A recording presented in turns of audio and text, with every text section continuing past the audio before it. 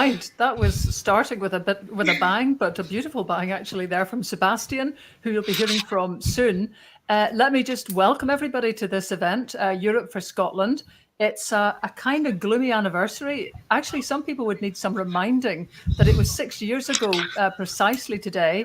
Guys, can you mute your microphones, please? I'm hearing some snorting in the background. 6 years ago, when the Brexit vote took place. And of course, you all know, those of you watching, what happened. We were all sitting, I think, fairly confident that the idea would be rejected. And then, lo and behold, we went to bed, woke up in the morning, and basically Nigel Farage had won. England had voted to leave. Scotland had voted to remain by a pretty overwhelming amount. Northern Ireland too. Wales had gone the other way. But given the population strengths in the various nations, and given the fact that this United Kingdom of nations doesn't operate like that at all, and basically it is the winner who takes all, and the largest contingent in the United Kingdom, English voters, really carried through a very hard Brexit, and the rest has been an awful history, actually, that's brought us to where we are today. But actually, just for once tonight, we're not here to be particularly gloomy about this, because what's been happening, and the reason for this event tonight, is that a lot of Europeans have looked aghast at what happened in Britain. Perhaps for many of them because they live in countries that wouldn't dream of ordering one of the nation states that supposedly has the world's most powerfully devolved parliament to just toe the line and to leave a union that Scots voted to remain inside. So this is a chance for the folk who are behind Europe for Scotland, which formed, gosh, it seems to me it was last year, but I'm sure I'm going to be corrected that it was longer, to try to get Europe mobilised to express to Scotland the solidarity people still feel with an independent country rejoining the European Union, and to let everybody really give their reasons. We have about 7 ambassadors from different countries tonight who are undertaking to campaign for Scotland in their countries. And when, as part of the steering group, when I was involved in that and was listening to their stories, I thought, everybody needs to hear this. This would warm the cockles of your heart, actually, to listen to people who have no real reason to want to put themselves out for Scotland, and yet are prepared to do it and are doing it right now. So that's the reason that this event is being held. I'm delighted that so many people have pitched up, partly because the weather's so great, a bit unusually in Scotland, that I could well imagine other things beckon. But thank you for all coming tonight. I'm just going to speak briefly now to the joint campaign coordinators, Andrea Pisauro, who's from Italy originally, and Nina Yetter, who's from Germany. Now, these two guys are in Oxford. Gosh, one of you has got quite a noisy thing happening in the background, but let's just let it go. So let's just start off with getting how Europe for Scotland started, Nina. Sorry, I had to unmute myself. Yes, hello, first of all, to everybody watching. Thank you so much for tuning in.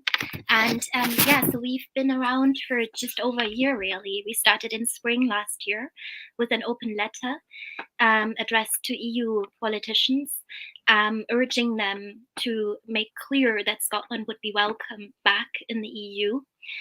This open letter was signed by by almost 200 intellectuals from all over Europe, like from each and every EU country, from all UK nations as well. We were very happy that we also had quite a lot of people from England.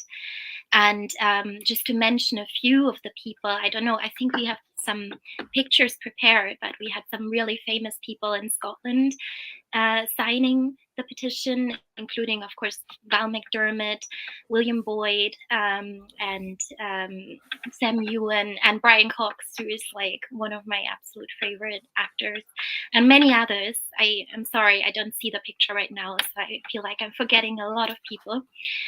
We also had a lot of famous writers from all over Europe, like Ian McEwan, Elena Ferrante, who's not known to step out and sign petitions, so that was really amazing. Sophie Oksan from Finland, Conta Bean from Ireland, and generally we feel like I wouldn't be surprised if one of our signatories got a Nobel Prize for Literature sometime soon.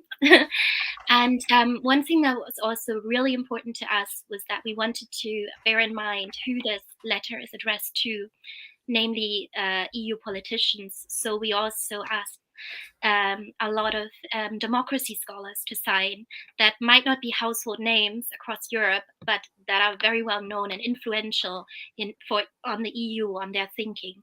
So that includes people like Merrick Haldor, that includes people like Philippe Van Parijs, who was named one of the 20th most important thinkers in our time. I feel very bad that these pictures are not shown right now because I feel like I'm forgetting a lot of people. But yeah, we are extremely proud that we got such amazing signatories. And as a result, we also got enormous press coverage all over Europe at the time. Our letter was published in 10 European countries simultaneously when it was first launched. And then we also were invited by the Foreign Press Association to present our letter to foreign journalists, which led to coverage all over the world, like including places like China and South America, Australia, Canada. So I think there's huge interest in Scotland, actually, all over Europe, of course, but also all over the world. Indeed, and I'm just having a quick look at the names here myself, but the ones that really kind of surprised me was Eno. Even that's just showing my age, actually. But collaborator with David Bowie and many other people besides William Boyd, the novelist, and they're lovely, lovely quotes. Actually, if they're able to come up now, here's from the first signatories. I hope everyone can see that. Yes, there's a lot of names. Neil Ash. Well, of course. The ones that are kind of British probably are the ones that people can identify here. I wonder, Carmen Khalil, who was the founder of Virago, do we have actually the quotes? Is there any quotes, Kevin, from any of these speakers, these signatories rather? Well, we can say that back then, The Guardian was citing Ian McEwan, who said that Europe should hang out a welcome sign for Scotland. Mm-hmm. That was a really beautiful quote, I thought. But we also had a lot of really lovely quotes, especially actually from people in Scotland that were talking about the ancient connections that they feel with Europe, like the old alliance between Scotland and France was brought up a lot. Yeah, that's. But we are going to talk about this a little later. Indeed. So let me ask Andrea now. Why did you guys bother? What's it all about? What's the feeling as well as the sort of rational thing for you? Because you put a heck of a lot of energy into this, and you're not Scottish. I mean, why? Well, hi everyone. Thanks for joining us today. I guess first and foremost, it's out of a sense of justice. I think we all saw what happened in the last few years with Brexit. We all saw that there was a democratic injustice in the way in which Scotland was dragged out of the EU. Of course, we are not just talking about Scotland's rejection of Brexit 6 years ago. And I remember it very well because I was in Glasgow at the time. I spent 3 beautiful years in Scotland and I campaigned with many people against Brexit. I remember how many people were heartbroken, but also the fact that in Scotland, the campaign won by a huge margin. But that's not just the end of the story, because for the years I followed that, Scotland institutions tried to put forward compromises which were ignored by the UK government. Repeated attempt to say that a voting pattern of that kind should only result in a compromised Brexit, in a soft Brexit, were completely ignored by the UK government. And so there is this democratic injustice that is generating in me, that I was there with many Scottish friends at the time, a sense of outrage. But then I guess it's not just this, because in a way, Nina and I have been campaigning and we believe in building a better, more democratic, more socially just European Union. And we did so even at the beginning of the pandemic, when we wrote an open letter demanding the creation of Eurobonds, because we thought at the time that a pandemic should not create problems between countries. So there should be a united European response that doesn't let any country left alone. And indeed, at the beginning of the pandemic, as you probably know, the European Union agreed on Eurobonds and a recovery fund to finance the transition to climate neutrality. And so we want to have a better European Union, and we believe that Scotland rejoining the EU would be good for Europe, because Scotland is standing up for the rule of law, international law, as a very good democratic system, which is admired in Europe. In comparative terms, it's a very good democratic electoral system. And also, Scotland can contribute to a humane immigration policy, can help with the energy transition. So we think there are a lot of good reasons why Scotland could help the EU. And then a final point, I guess, is that we now live in England, in NI, and paradoxically, we do think that Scotland independence would be good for England too. And this is a conversation that we had for a long time with Anthony Barnett, who was also one of the main initiators of this call, together with us. And we discussed how, in a way, England has a problem of expressing its identity, because it's trapped as well in this imperialistic tegument, as Anthony often puts it, of the Westminster system with the privileges, the lords, all this system that block any real democratic process in England. And Scotland becoming independent would be the way to arrive to a reckoning in England that would spell the end of Brexit, as we put in an event a few weeks ago. Right. Okay. There's loads of reasons there. Let's now say goodbye just for a moment to Nina and Andrea, because we're going to start having our ambassadors appear. Now, this might sound kind of odd, because you'll think, actually, that's really something for a Scottish government to appoint, isn't it? But actually, the work that these folk are doing is to go into their countries, to undertake, to try to lobby on Scotland's behalf, and to try and get little groups together who become more aware about Scotland's plight and are ready to move as soon as independence, or the the independence referendum campaign begins to jump into life, so that we don't have all the kind of red herrings and blockages that appeared, and lies actually, that appeared in the last referendum campaign with regard to the EU. So let us now leap to our to our ambassadors. The first is Sarah De Sanctis, who's, well, Italy and Slovakia, but a translator, but based in Rome. So Sarah, are you there? I'm here. Can you hear me? Yes, indeed. Lovely. So thanks very much. And welcome to everyone who joined in. It's really beautiful that we're doing this. I'm really excited. So yes, as you said, Lesley, I am half Italian and half Slovak. I also lived in the UK for 5 years, and then I lived in Spain for 3. And being a translator, I work with European languages on a daily basis. That's how I make my living. So long story short, I really consider myself European first.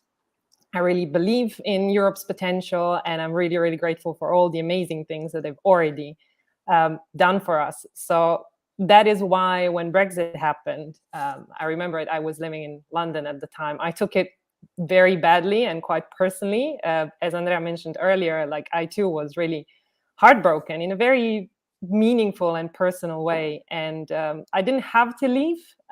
It's not like my job required it or anything, but I just chose to leave as soon as I could, because I just didn't really want to stay anymore. And Scotland and the way you guys rejected Brexit overwhelmingly was always a great source of hope and inspiration for me. I think if there is a place where Brexit can come to an end, or at least be mitigated in its damage, it's going to be Scotland for sure. So as soon as I read about this open letter, I just emailed immediately and said, like, how can I help?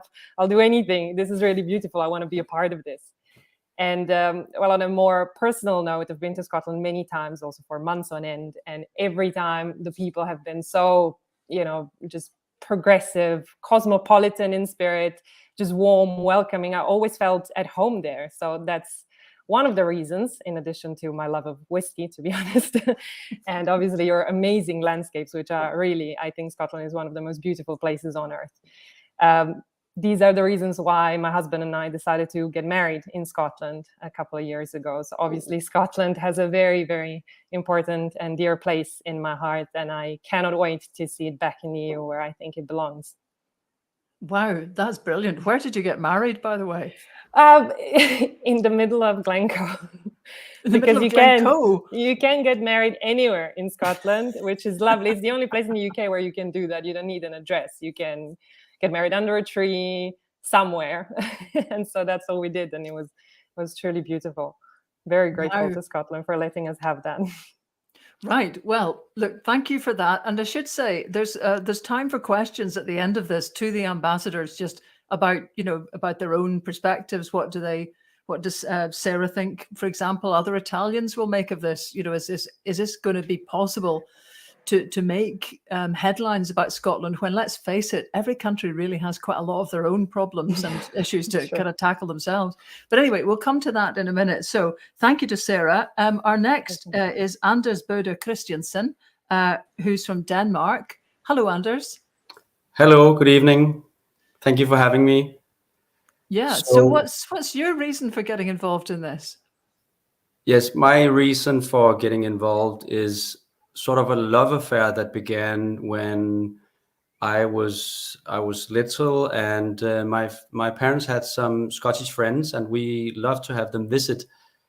But then the love affair really took off in 2010 when I, as an actor, started working for a Danish theatre company that is named after a Scottish 18th century explorer named Mungo Park. Mungo Park, he traveled to West Africa twice to charge the course of the river Niger, and eventually he died on the second journey. And since the theatre company was named after Mungo Park, we of course had to do a show about Mungo Park, and so we did, and we co-produced this play with a Scottish theatre company named Dogstar Theatre. So with the show, we played the Edinburgh Fringe Festival, and subsequently we toured most of Scotland. And I fell in love head over heels with Scotland. And to me, the similarities between the Danes and the Scots are many and significant. Because Denmark is in many regards always someone's younger sibling or tiny neighbor, perhaps you would say. And I think the same goes for Scotland. And knowing that you're little, you're a small country, and someone's tiny neighbor, I think this concept really transcends into the mentality. So you have to be open to the world, you have to be friendly and cooperative. And I really do feel that the Scots know how to keep a humorous, warm blink in their eyes when meeting a stranger. Although we're not strangers to each other, we go way back, we share history. And I do apologize for all the plundering and the Vikings murdering, raping, robbing everyone. Sorry for that. But we share history, we share some language, and most of all, I think we share dreams. And to me, Brexit was a betrayal to all of this, a betrayal to the majority of the Scots. And as a Dane, as a Scandinavian, as a European, I would very much like to welcome Scotland back into the European family. Wow. I don't know what the Danish for crying is, but is it greeting at all? No, don't know where we get that expression from, but that nearly had me greeting. Oh. Don't worry about it too much. in Danish, it's called græde. Yeah, he's getting there. He's getting there. Yeah, it's close. But I mean, that was so amazing. With the idea that we share a dream, it's a beautiful, beautiful thought. And I can see lots of messages coming in here from Andrew Richmond, who was saying to Sarah, that was beautiful and heartwarming. From Doreen, it's great to know we have support from so many countries. I love and miss traveling in Europe, but hope to be back. Hector is saying, I love Denmark too, stayed in Frederiksund. Now, we're not having a big travel agency thing going on here, so just stop that. Right, let's have our next speaker, who is Sebastian Vertuso from Romania, who's a cellist, you saw him at the start, and a professor of musicology. Sebastian, thank you so much for that beautiful music at the start, by the way. What brought you into this? Yes, we cannot leave a country or a simple person outside when it is in trouble. So I feel and I felt that it's a duty to transcend our problems, which every country has, of course, you mentioned before. But we must transcend our problems to can see and to be empath with the problems of other countries, which now are a few very neighbor to Romania, but also to Scotland, which has suffered a great injustice because of Brexit. And Scot people, they wanted very clear to remain in the European Union, and nobody seems to care about their voting and their wishing. So I try to do very little as a single person or a single, but now together with this umbrella of Europe for Scotland, to do much more for gaining a very good destiny for Scottish people and for Scotland to rejoice Europe. Thanks. Sebastian, have you actually been here? Have you been to Scotland?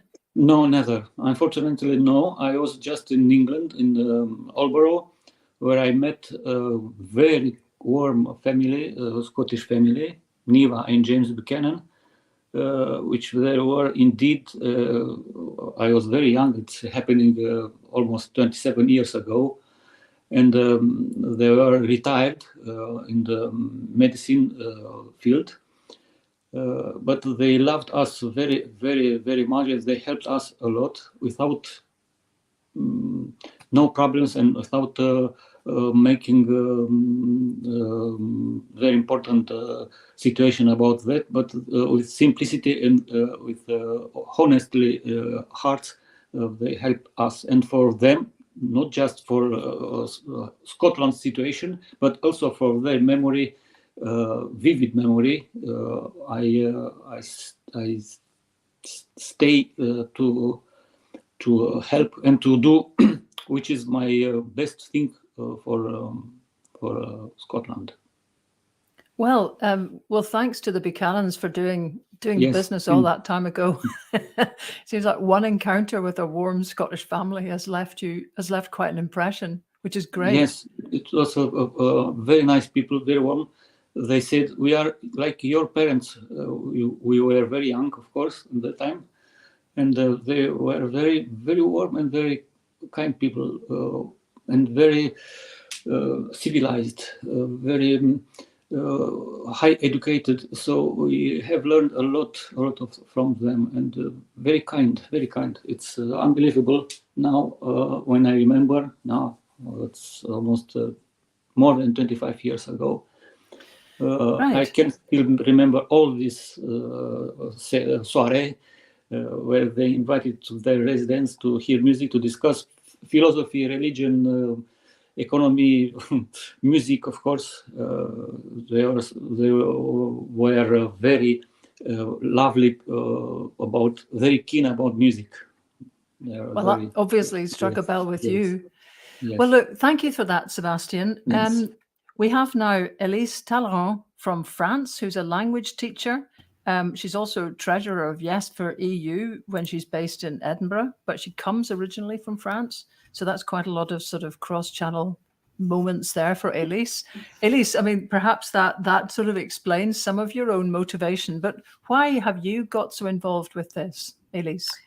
Hello, everyone.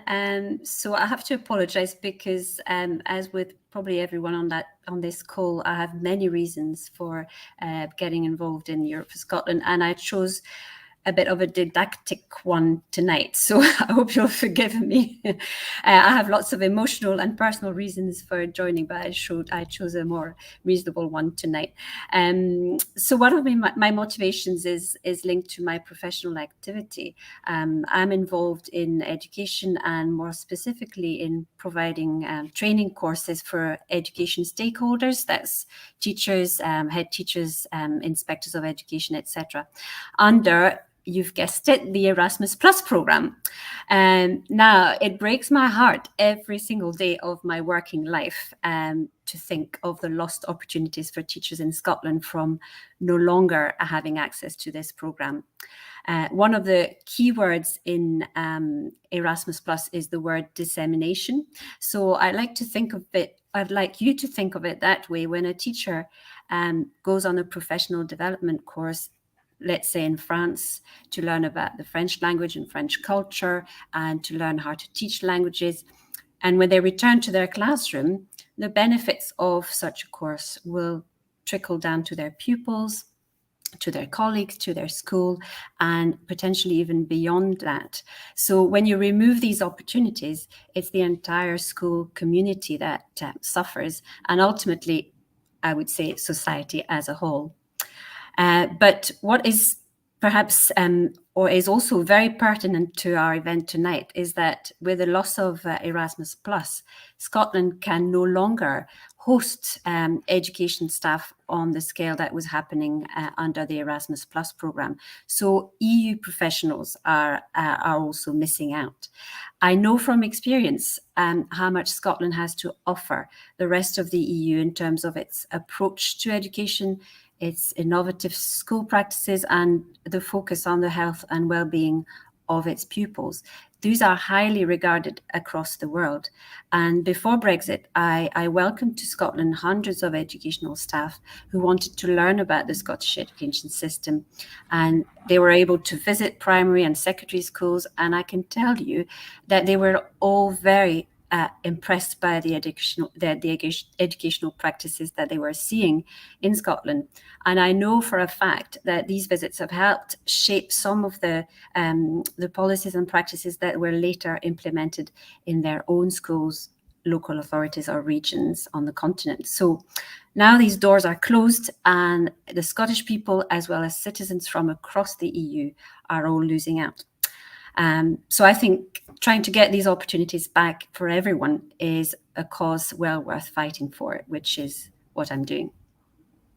Great. Thank you very much. Thanks for that.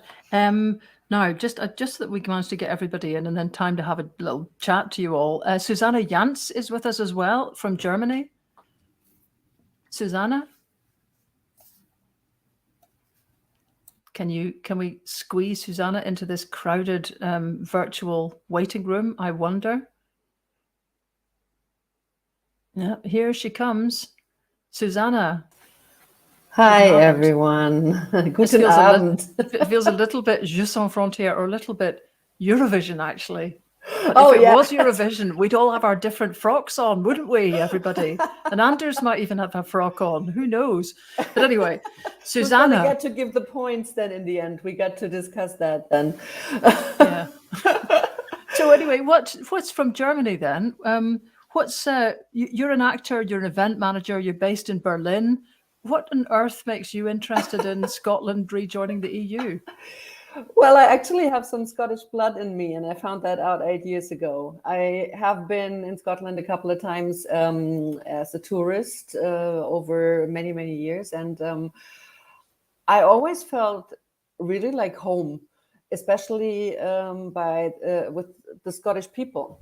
And I felt like I belong in a way. And I thought, yeah, well, it's beautiful. It's beautiful nature, very nice people. There was more. And then 8 years ago, I started to do some ancestry work. And I'm half German, half American. And my American side actually comes from Scotland. 1880, they came over to New York and then to Pennsylvania. So when I found that out, it was like eye-opening. It was like, yes, I know now. And I can also relate to Anders when he says we share a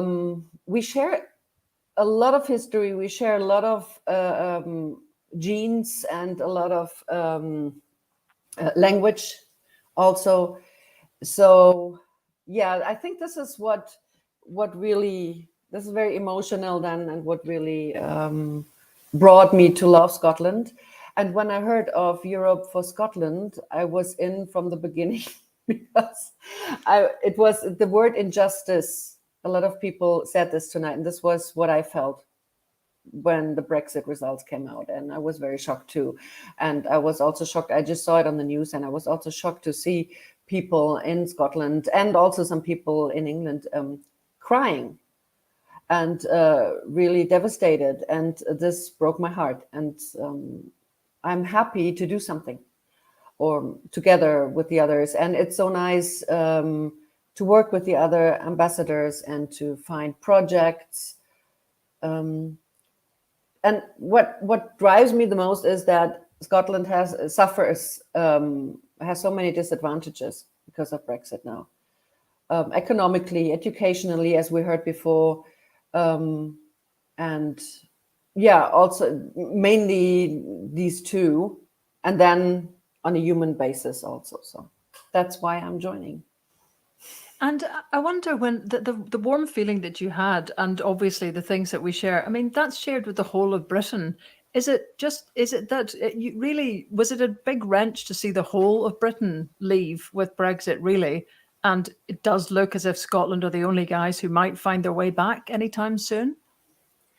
It was a bit of sadness because the whole of Britain leaves, but mostly because of the 62% in Scotland, the injustice. Yeah.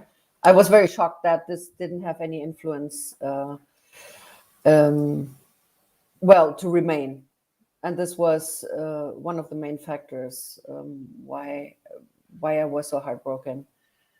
Yeah, well, welcome to our world. If you just, it does seem extraordinary to people who work with proportional systems in their governance to see that something can happen like that. But it seems quite hard within Britain to wake up opinion very often south of the border to realize just how weird a thing this is, to drag people out when nations disagree. But anyway, that's what's happened. So thanks for the moment, Susanna. Carlos Arnott is with us as well. And you'll guess from that surname, Arnott, it's not really a very Spanish name, but Carlos is. Are you with us, Carlos? Seems like it's taking just a little minute for people to sort of jump in here. We have just got two more folk to hear from. And if you've got any specific questions for these ambassadors, do just, put them in in whatever form of chat you've got, whether it's on, I think we're streaming on loads of different mediums, but whichever way, we can collect them and get them passed to me. So if there's questions, just do go for it. So have we got Carlos with us now? It looks like something. Yeah, there he is. Carlos Arnott. A tale of saltcoats is about to emerge. Can you hear me? We can indeed. Oh, perfect. Hello, good evening. Leslie, where can I start then? Well, just why you're interested in supporting Scotland like this? Well, I think something that has been repeated here. Apart from that we were talking about justice, but life, we cannot just measure in terms of justice or injustice. Nevertheless, my family is from Scotland. I've been visiting Scotland since I was very little. I've got family there. I've got even family from there that they've moved away after Brexit. Yeah.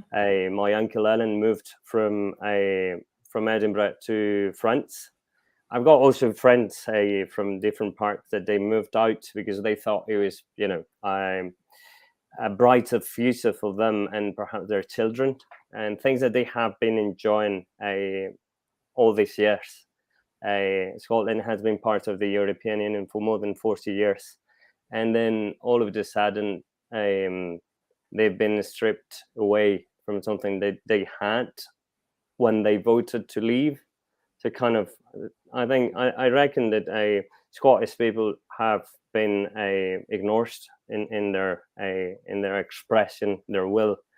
And I think, it touches me personally, my family, my friends, and whatever I may do to tell people what's happening, and if in the future Scotland decided to become part of the European Union again, people could welcome them because they know actually what happened, and that they didn't want to leave; they were forced to leave, which makes 62% of the population wanted to remain in Scotland. And obviously, seeing many people from Scotland not giving up on that and still fighting to get back. I don't know, Alan Smith's speech in the European Parliament, for instance, was very touching. All these things, how can you not? It is that's my question. It is I couldn't. If I can help in any way, I will do it. It's part of me, and I think it's good for the Scottish people. It's good for the all the European countries. It is good for students. It's good for researchers. It's good for any type of workers to have the rights that they had before. And I think that we just need to continue fighting for it and not giving up. That's a whole thing. So to me, it's as plain as the nose in front of my face. Right. That's brilliant, Carlos. Just because you're in Spain, what we often hear is that Spain might veto Scotland's entry because it doesn't want to encourage breakaway countries because of the situation in Catalonia, and perhaps to a less extent with the Basque countries. What do you think about that? Do you find anybody brings this up? I mean, obviously, you're bringing this up, and might be that some of the people, they could think that way. I think we are talking about different scenarios, and we should analyze this differently. That shouldn't be the reason. We're talking about different things, and that's why I don't see that as a reason. I don't think they should go that way. I haven't really come across that.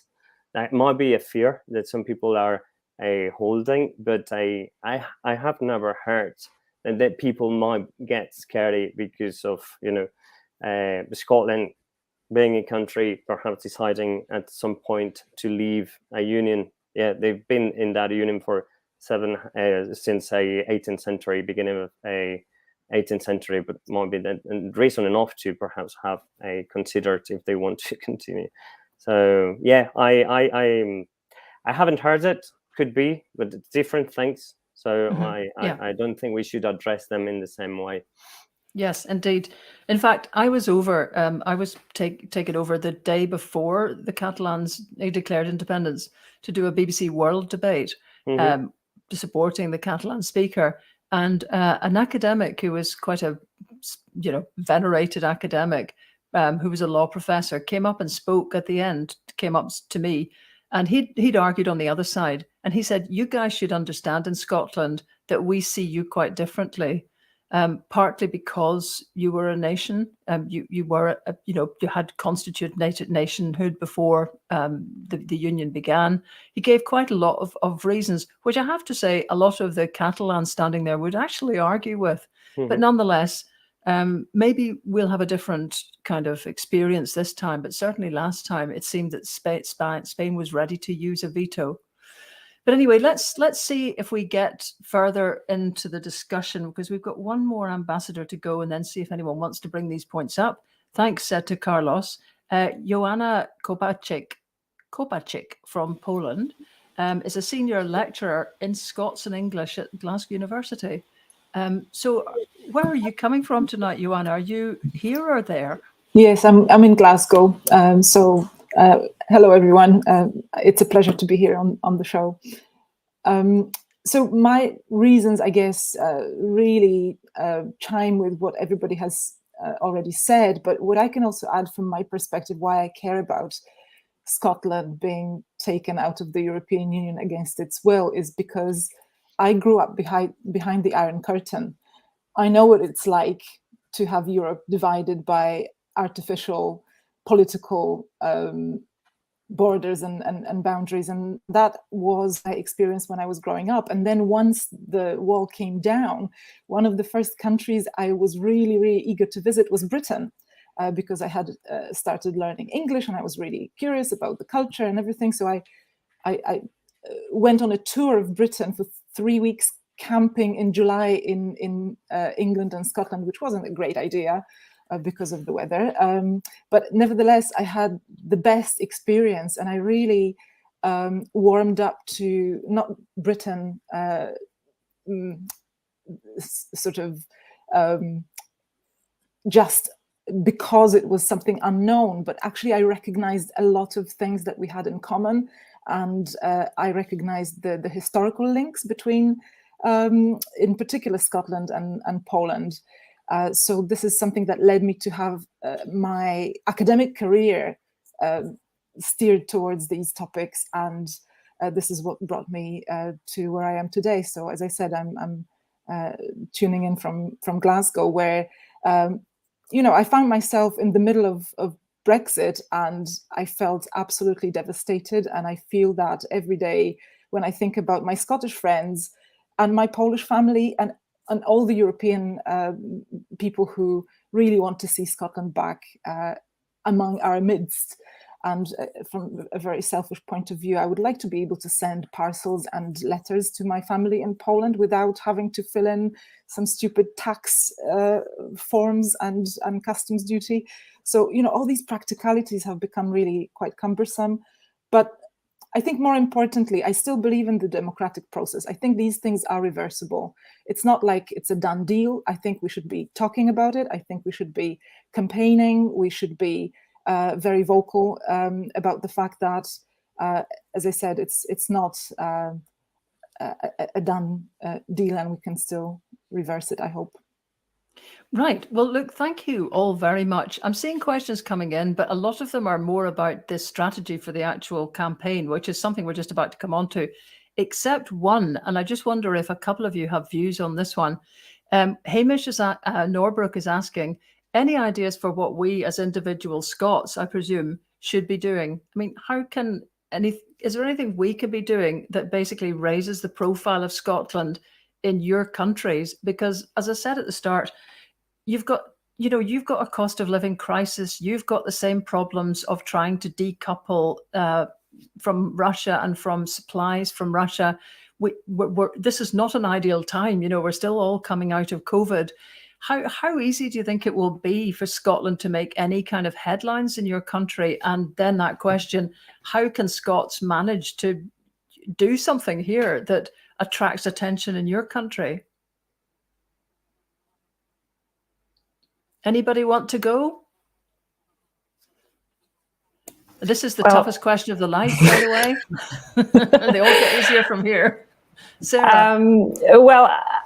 What I would say is that it's not necessarily your job to make headlines in our countries. Like, that is kind of what we're here to do. We have press contacts, and we know local celebrities, small or medium, and raising awareness in our own countries is for us to do. What you really have to do on your side of the pond, as they say, is, well, make sure you go vote, number one, if the referendum happens, and don't give in to fear, I would say, because all the reasons to be hesitant about voting for independence are legitimate, and I understand them, but that would truly be a disaster if, after all this effort and all the love that we are here to share for you, and then, you were like, but I don't know, and you give in to fear, and then nothing changes. I mean, it's always about taking some risks, but I genuinely cannot imagine that you would be left on your own if you went independent, that Europe would turn its back on you. Now, it's our job to try and make that message clear. But yeah, just do your part. If you know anyone who is a bit hesitant, talk to them. If you convince one person, then they convince someone else. Like, everything can happen. Great. Anybody else? Yeah, just to add to that, I think it's important to talk to your representatives, to your democratic representatives, and make them aware of the issues you're facing, and make them realize that they should be campaigning on your behalf. Yep, that would work well if anybody listened, actually. I mean, we have the situation where we had practically 52 out of our 59 MPs to London were SNP, and they have all been roundly ignored in practically everything, which is what's the frustrating thing here. But still, we are hopefully at the beginning of a referendum campaign that should happen next year. Do any of the other ambassadors have something to say? Yeah. Sebastian? Just a few words to Scottish people. Do not fear. You are not alone. Right. Elise? Yeah, I was just going to emphasize, as Sarah's saying, I would say just campaign in Scotland as much as you can with all the Yes group is what, it's what Scottish people should be doing. There's lots of Yes groups out there. Yes for EU, of which I'm a member, is one of them, but there are lots of other Yes organizations that you can get involved with. Right. Carlos, Susanna, anything to say? Just not wanting to leave you out, but you don't want to put you on the spot. No, totally. I'm more than happy. What to say? I mean, just look backwards. 45% against 55% before the Brexit. So what has happened ever since? A lot of impact. How's the situation nowadays? Look what's happening in London. Just check out what do you want for yourselves and for the future. The other countries in Europe are just with open arms, just hoping Scotland to get back to European Union.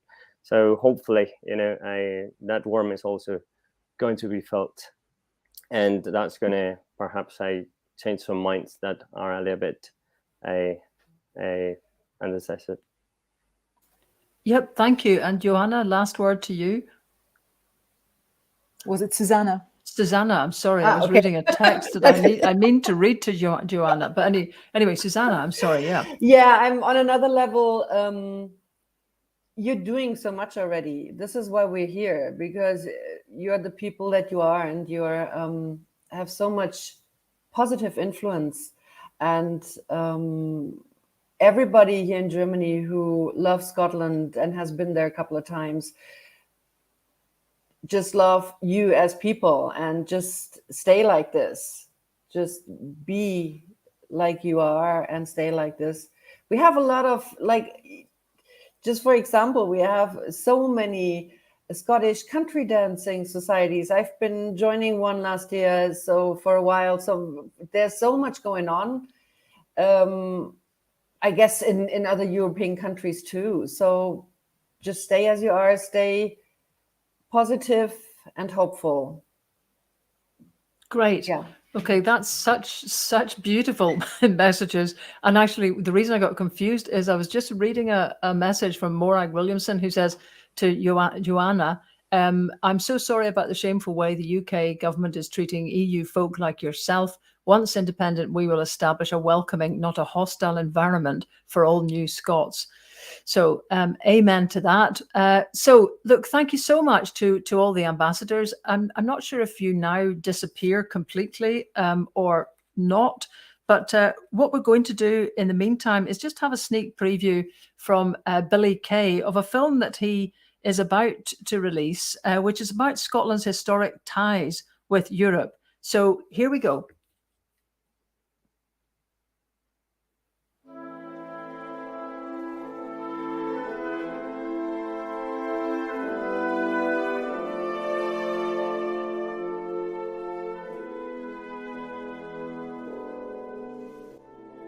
Welcome to Scotland.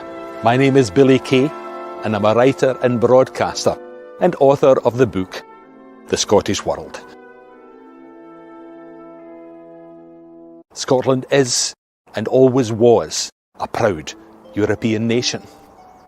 When David I, King of Scots, spoke to the inhabitants of his cities in the 12th century, they were addressed as Scotis et Anglis, Frankis et Flemingis, Scots, English, French and Flemish. So we have been a multinational, multilingual European country from our very beginnings.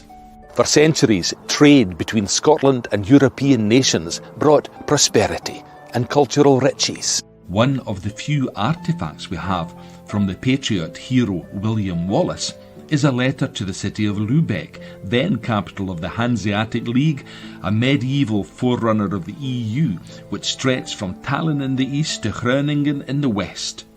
Keen to see merchants from cities like Riga and Hamburg return to ports like Aberdeen and Dundee, Wallace informed the Hanseatic capital that Scotland was open for trade once again after liberation from English occupation. We had substantial Scottish merchant communities in European ports like Bergen and Bordeaux, Gothenburg and Gdansk, and as far east as Kėdainiai in Lithuania. In Poland, Scots formed a benevolent and self-help organisation called the Scottish Brotherhood, which had branches in 12 Polish cities. The Danish port of Elsinore not only had a thriving Scottish community, but the Lisle family were provosts of the town and directors of the Sound Toll.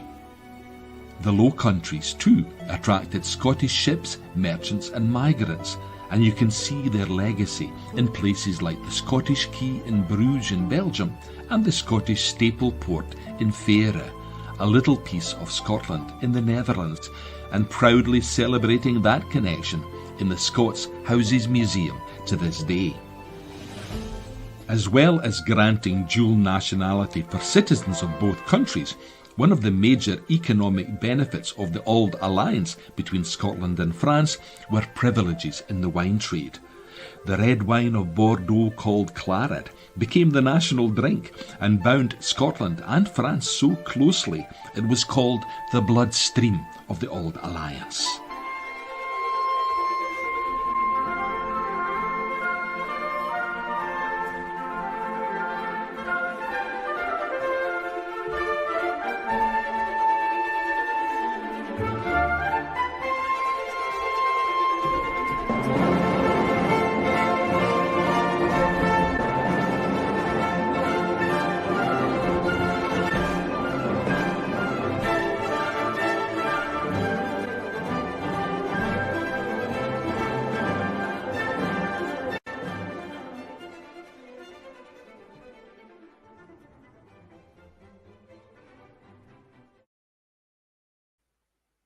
Well, that looks like it'll be absolutely brilliant when it comes.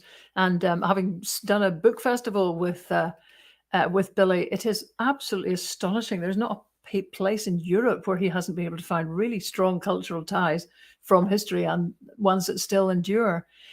So what we're doing now is just to move on to a bit of discussion of the strategy that Europe for Scotland has. And for those who are watching who think you want to be part of this or support this, this is really what's going to happen over the next year, and you can decide if you want to get further involved. Let's have on the stage, as it were, Nina Jeter. Are you back with us, Nina? And Andrea Pissarro, who is the Europe for Scotland combo, and also Jane McKinnon, who's an editor and translator and one of the French team, who's going to talk a little bit about the French activities.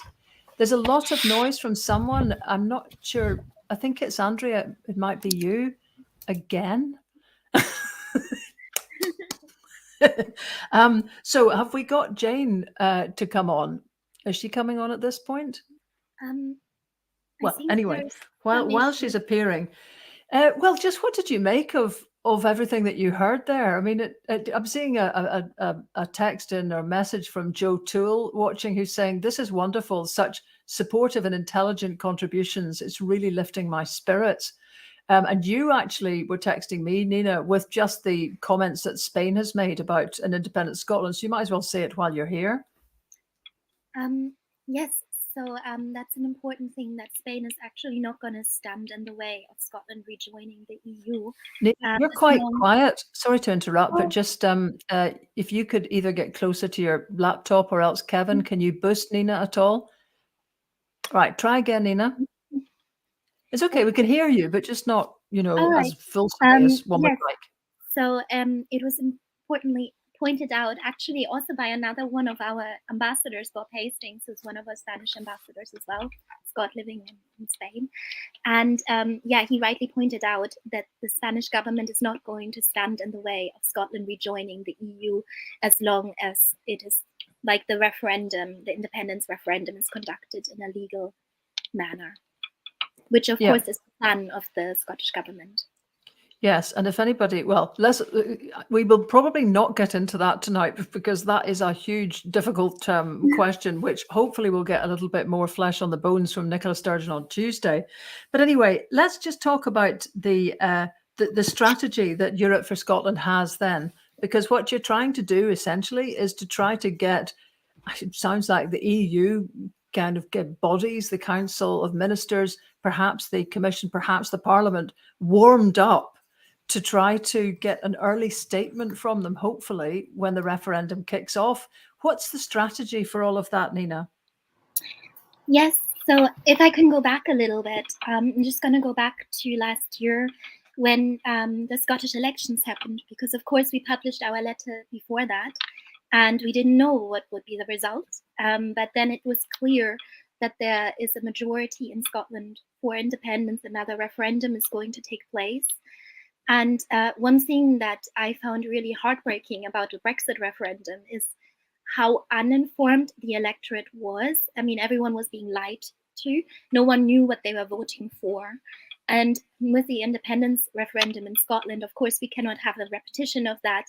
There will be a litany of lies, I'm sure, in British tabloid press about, chances to rejoin the EU, and probably, as we were just discussing, lies about Spain's stance, etc.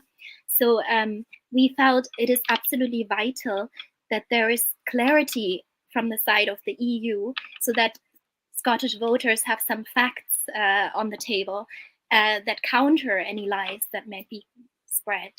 And as a result, like what we did last year was, of course, we started out as this really small group of people, and we have such ambitious goals, wanting to get the EU Parliament to take a stance, wanting national politicians to speak out.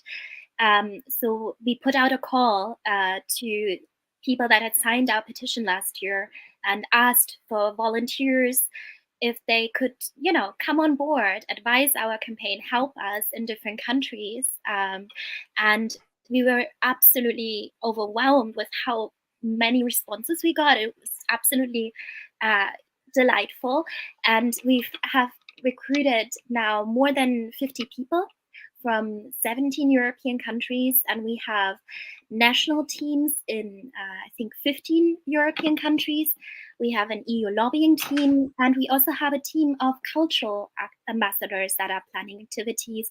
And for instance, that film clip that you just saw by Billy Kay, that is actually something that, things like that is what we were working on in the cultural team. Because, of course, there's two ways to win hearts or change minds in Europe.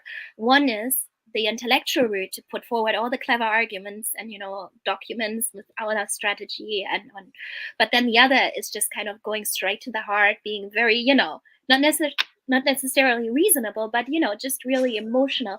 So that's kind of the work that the cultural ambassadors will be doing. It's kind of like a team effort with various different branches working together. I always think if we could just collect all the pipers in Scotland and just get them to just go around all the European capitals, it would probably, it's so stirring. In fact, they could go around our own cities too. But anyway, let's talk to Jane McKinnon, who I mentioned is an editor and translator and is part of the French team. So Jane, just what's your own background actually? McKinnon, are you a total Scot? And you'll need to unmute, lass. About that. Sorry about that. How much time do you have, Lesley? Okay. So, yes, born in Dingwall, and the essential formative years in Scotland before we moved to Nova Scotia in Canada. So that explains the little quirk of the accent. But I don't know. Canada, as you know, has a bilingual, bicultural mindset. And so when I ultimately decided to move to France, nothing was more natural. And it seemed to me that there was an enormous complicity already between my Scottish background, my Canadian background, and living in France. So I have made my life in France, but not all of my molecules are in France. And I would dearly have loved to have been able to vote in the 2014 referendum, in the 2016 referendum. I could not, but it gives me great joy to be able to participate in this enterprise, which is supportive of Scotland, regardless of what Scotland decides. It is a positive, forward-moving exercise. It's reflective of both Europe and of Scotland's values, which are generous and forward-looking and outward-looking, and that's why I answered the call. Right. Now, there's a question that's come in from Joan Benson. I wonder what you think of this. She said, I heard during a discussion between two prominent UK political players this week that in the EU, there is no real appreciation that Scotland is separate to England. Do you think in France people understand that Scotland is a separate nation? Wow, Joan, that's a really interesting question. That's a very sensitive, culturally sensitive question, I think. I think that there is a political reality of the UK, and so Scotland's position is anchored within that political reality, and that beyond that there is a historical and cultural and even social reality of all of the ties between, for example, France. I can only speak for France. I cannot speak for Europe, but France and Scotland, we have extraordinary crossovers from the 13th century to the 15th century to the 18th, 19th centuries. It's extraordinary. And the more I'm involved in this, and that's what's so delicious about this whole enterprise for me, is that I am learning, and therefore I'm just so happy to give of my time to this. So that historical reality, and I think socially, Scotland is much more collectively and collective and solidarity minded country, and in that way, it is also very much aligned with France. And finally, culturally, we just have so many crossroads. We shared monarchs for a brief moment, but beyond that, we share music, we share art, we share political discourse, we share the Enlightenment.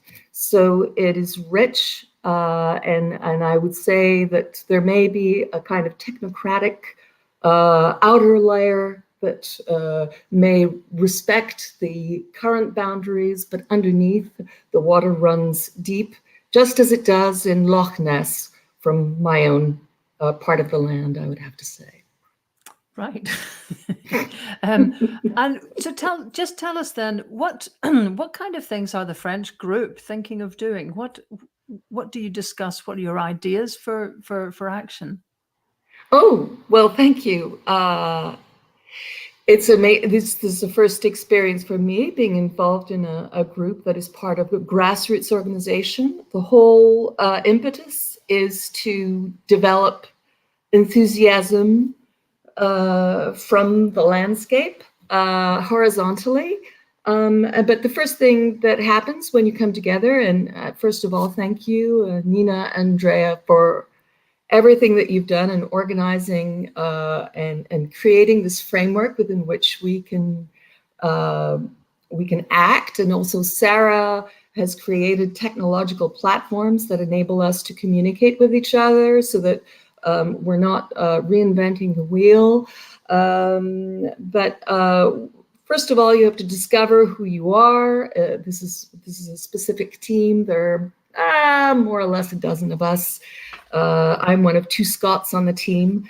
And the important thing is to define, first of all, our priorities. And we decided very early on we needed to define a vision. What is our vision? Namely, what is the end goal? And also, what is our mission and how do we get there? So the end goal has to be that Scotland knows that it will be welcomed back into Europe if it so decides. And the mission is to develop that grassroots movement that can support that rise of enthusiasm. So you're seeing a picture here from, guess what? I mean, I did not organize this. This is part of life in France anyway. This is a festival, L'Île-sur-Sorgue. Bravo. That's a terrible picture, by the way. But it's a Franco-Scottish festival that was created this year. And it was very moving for me to arrive and see, first of all, it was about a 1.5 kilometer lineup of people waiting to get in with their own tartans already ready. That was incredible.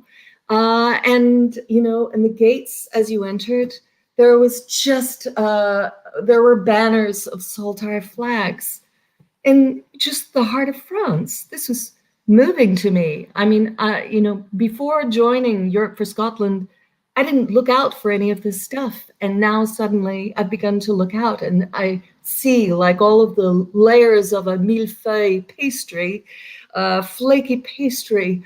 There's all of this incredible rich filling of enthusiasm and joy in the Franco-Scottish culture. And so this is one manifestation of that. And they organized this festival. They had over 2,000 people. And bravo to them, because they took a risk and it was wonderful. And I think so many people respond really positively to it. So that's one manifestation of just that underlayer, that cultural underlayer that I was talking about.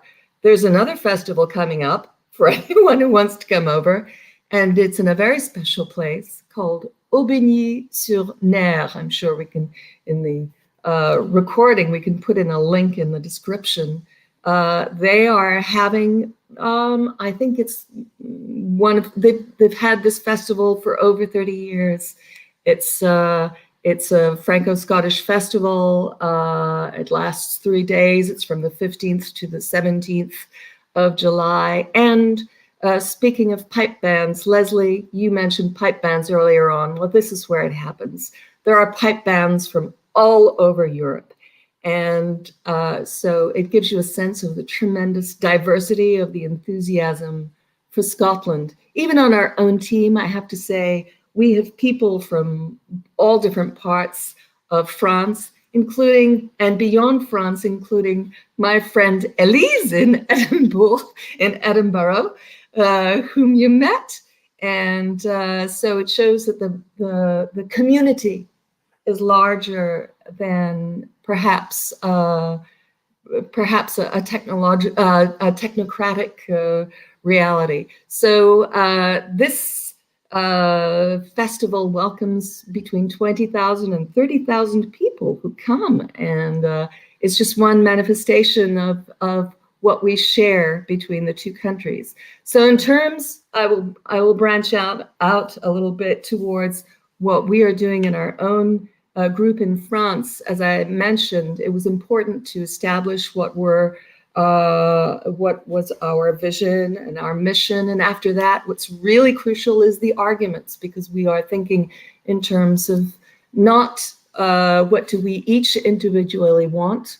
I know what my position is for Scotland, but what about Scotland by itself and all of those who will be voting in the near future during this transition?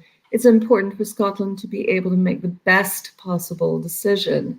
And so to quote Nina and Andre in one of the articles that I saw them quoted in, they mentioned it was kind of sad that Europe did not speak up during the Brexit referendum, and perhaps it might be a lesson for Europe during the next referendum for Scottish independence, that Europe not stay so silent. And I want to be part of bringing the voice of Europe to Scotland to let Scotland know that we're standing with Scotland.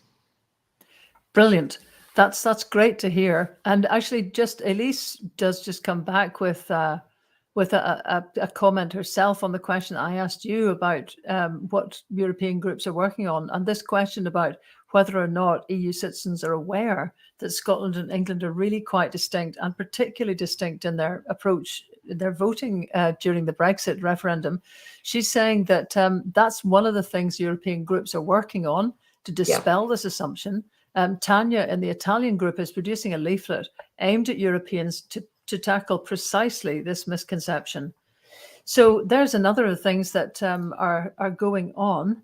Andrea, can you give us an idea of the EU lobbying? What's that going to be all about? Yes, of course, that's the most serious and ambitious part of the plan, if you want, because we want to convince EU politicians to speak out and say clearly what they think about Scotland rejoining. And we can tell you already there were a couple of questions about that we are in touch with a number of MEPs. And if you ask an MEP, what do they think about Scotland rejoining? They say it's a no-brainer. Of course, they would love Scotland to rejoin for number of reasons, including the fact that they remember as well the speech of Alan Smith, and they have good relationship with their Scottish colleagues, but also because they understand it would be the end of Brexit and Scotland could bring a lot of good things.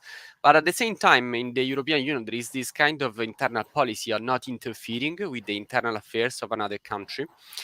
And that's what we want to challenge, because one thing is to think that Scotland should be welcome back. Another thing is to say that Scotland should be welcome back. And so what we want to do is to convince the MEP that they should speak out.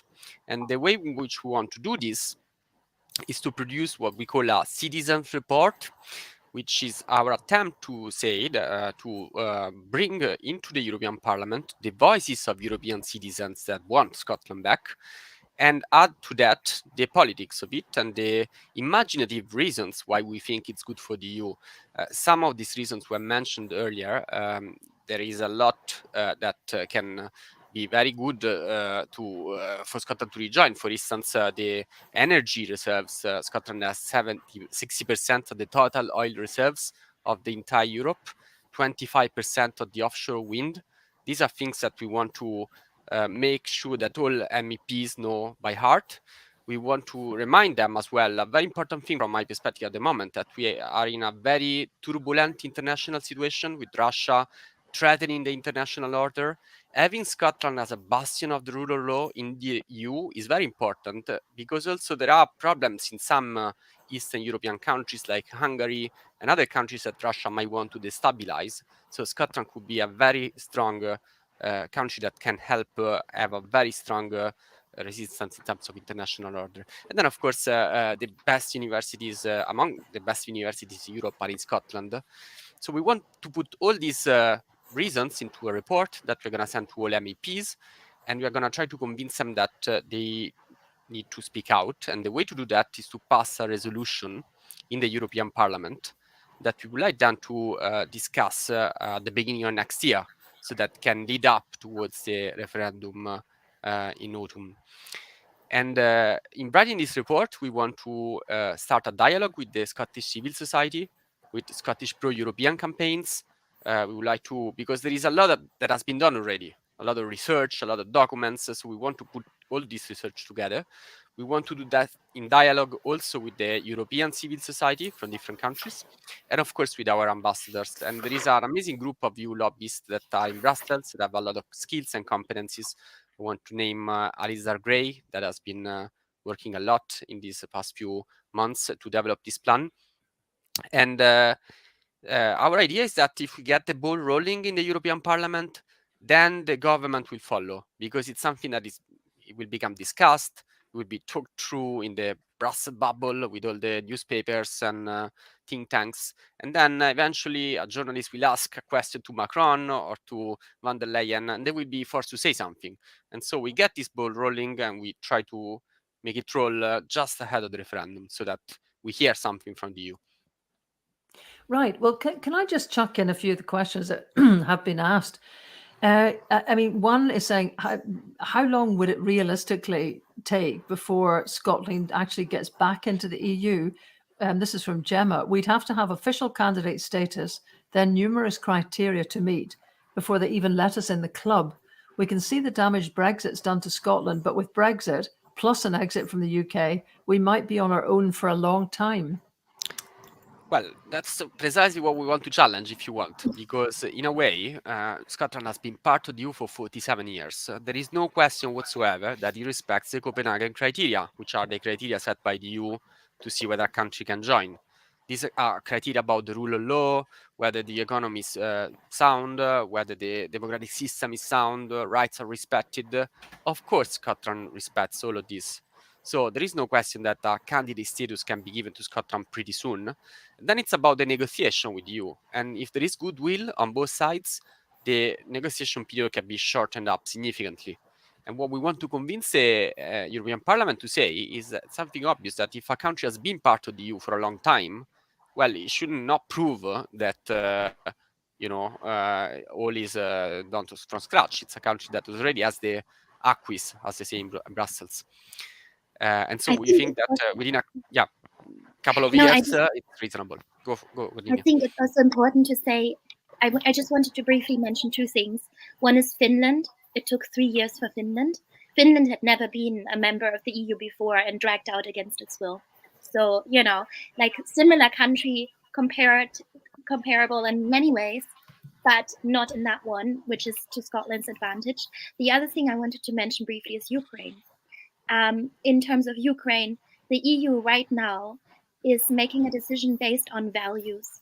They are not saying that Ukraine should join because that's going to be great for the EU economy, that's going to strengthen the euro, or any of that. No, it's a value decision. And that's our argument as well with Scotland. But we have two sides where Scotland has very strong arguments in its favor. One is in terms of values, like people all across Europe hate Brexit, and there are horrible people all across Europe as well who want to dismantle the EU, who want to move in a very dark nationalist direction. It's going to be quite impactful if there's a country that was impacted by Brexit, like Scotland, wanting to rejoin, which proves to people all over Europe that Brexit is not working. So that is super effective and a very effective value-based argument for Scotland. But then we have all of the other arguments for Scotland: renewable energy, fantastic universities. Like we've been told by one of our Italian ambassadors, who's a professor in Italy, and she says all her students want to go and do Erasmus now in Ireland because they speak English, but they don't have that many universities in Ireland that all these people from all over Europe can go to. And Scotland has almost 40 amazing universities. So, there's like a whole range of arguments that we are going to put together in our document and really make the case that we want to sell to all the politicians, but also to the general European public. Not that I think that they need convincing so much. They are already probably many in favor. But we want to really lay out all these strengths that Scotland has, all these advantages for the EU. And really, it's only a win-win situation. And the only reason I think why the EU is silent is because they are scared a little bit to offend Westminster. That is the only aspect. It's nothing else. No, there's no other problem. And that is something that, of course, needs to be handled very sensitively. But I think, again, there we have strong arguments as well, because, of course, we have lots of English supporters that are saying, actually, this would be the right thing also for England. That would be good for democracy in the entirety of. Okay. And I can just see as well that Elise has messaged in to say that the association agreement with the EU would run in parallel with negotiating the exit from the UK. Both could take effect at the same time. And she says the record for full accession process is 2.5 years. And Sarah says, excellent, Nina, which indeed that was. Let me just chuck another difficult question, which is the question of EFTA. As an alternative to EU membership. This has come in from Jeff Bush, who says, I'm in favour of joining EFTA.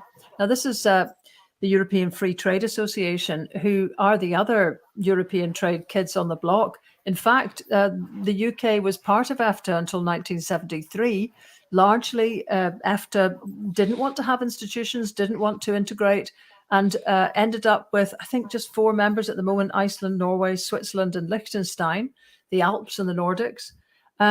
But what it manages to do then, it can access the single market. It doesn't have to abide by the institutions of the EU, and it's not in the gosh, I'm just suddenly forgetting actually what the difference is. It's not in the customs union. So there's a few things that look like they're advantages. So let's just get Jeff's question. I'm in favour of joining EFTA, not the EU, as soon as we're independent, which we're assured by direct contact with EFTA could be achieved in a few months. Quickly thereafter, we would have access to the European Economic Area and could trade freely with all EU countries under that agreement.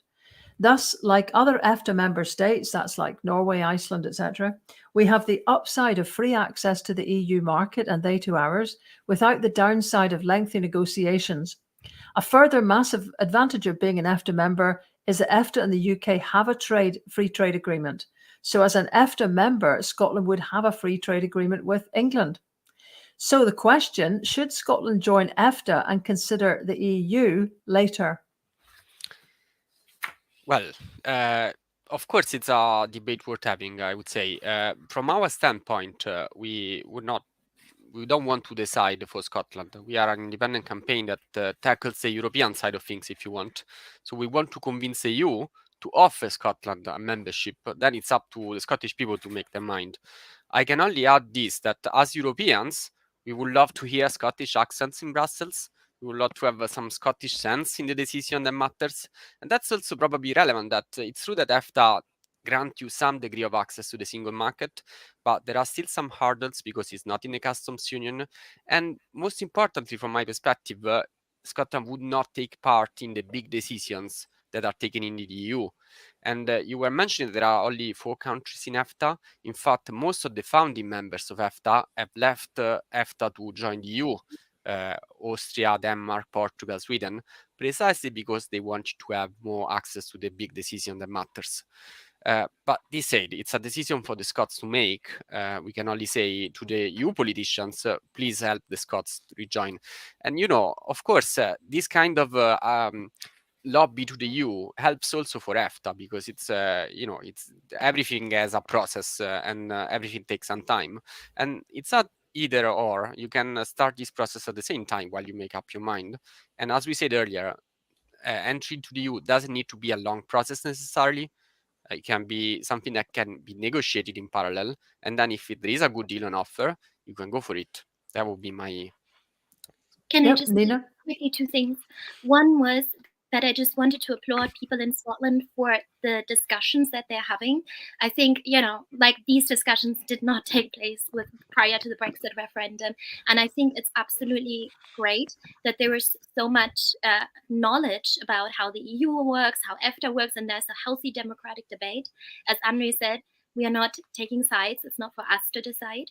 But I wanted to bring up one thing that our friend Gordon McIntyre from Business in Scotland, Believe in Scotland, did a study earlier this year where he was surveying people who were switching in their support from a no vote for independence in 2014 to a yes vote now.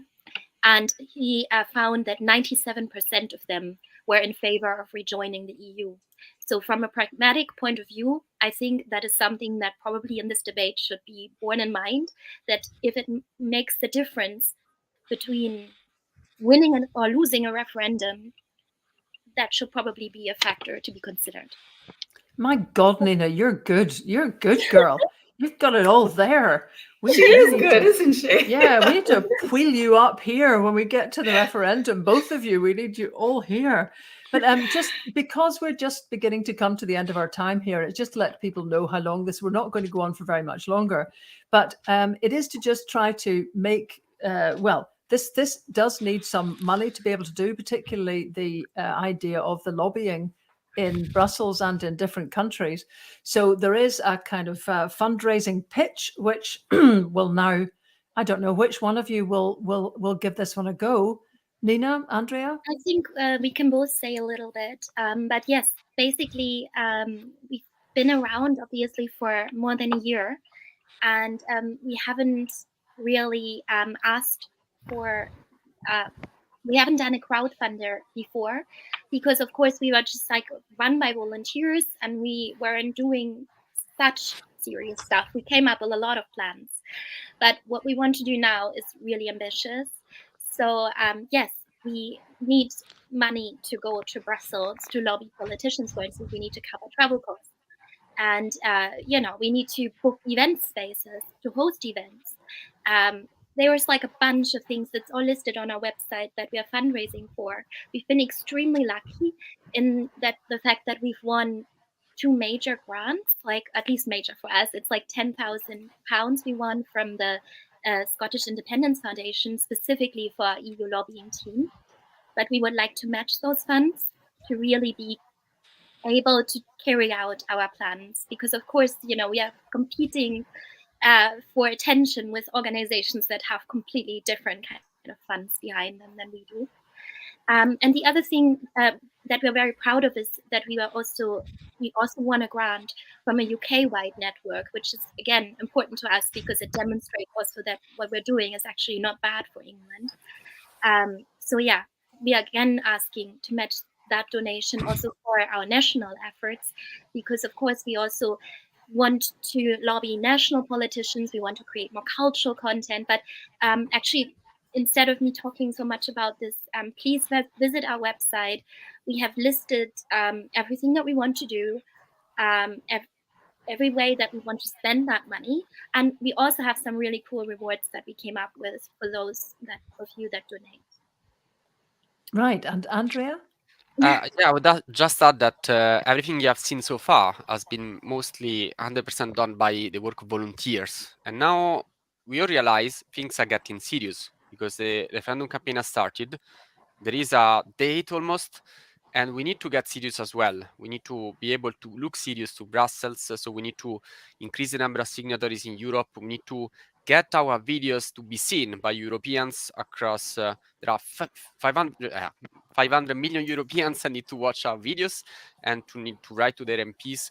So we need money for that. So any help you can give us, it's really appreciated. And any support that you can give us to the dream of an independent European Scotland, really, because this is what we want to do together. So thank you very much for everything you can do. And yeah, and I imagine people could actually sign the letter as well. I mean, the letter's still online, isn't it? Yes. So I would say like 4 ways that you can help us, like sign our letter, spread the word about our campaign. If you want to get involved as a volunteer, get in touch. We are still recruiting more people. We're happy for that. And of course, the 4th thing, donation, if you can afford it. Of course, we know there's a cost of living crisis and, but yeah, if you can help us, that would be fantastic. Great. Okay. Well, you see the well, it's just disappeared there, but you see the yep, there it is again. EuropeForScotland.com, and just keep plowing on. It's maddening because I can see in the chat the exact way that you can get onto the support page, but it hasn't found its way onto that banner. So anyway, you're not daft. Come on, folk. You're pretty literate on these matters. So just go on, have a shifty, and get to the page of the support. If you know people, there's still some European countries that need more contacts. So you could also come up with good people that you know would be willing to help. All of that will help Andrea and Nina kind of get the network strengthened. And it looks like the French probably don't need an awful lot of strengthening, but there are some countries that maybe just are, at the moment, are just one person. So all of that would be brilliant. And if you do actually, I mean, it might not be the case that it's very easy for people to make individual donations, but it's very often the case that people can think perhaps of an organization or a company or any grouping that has a strong pro-European profile that operates from Scotland. Anything that you think might, they might be able to come up with some money. I'm not quite doing a Bob Geldof here, but give us your cash, or at least give the contacts that you think might be able to come up with some cash, because these folk have already put their heads over the parapet and they didn't need to. None of them needed to do this. So, it'll be a terrible thing if we get to the stage where we've got a whole bunch of Europeans who are ready to put their heads over the parapet for Scotland, and we're still sitting around here kind of fiddling and waiting to do something else. So that I think takes us just about to the end of our time here. There are loads of questions and comments that have come in that are just too difficult to kind of pile them all in and turn them around, except really with people just at the beginning, I think, so blown away actually by the rational and emotional arguments put forward by our EU contributors tonight, which has really made everybody feel massively perked up on a day which is otherwise a bit of a grim legacy for Scotland. So please have a look for all of that on the website. And we're going to end now, I think, with something a little bit stirring that some of you from Scotland might just find familiar.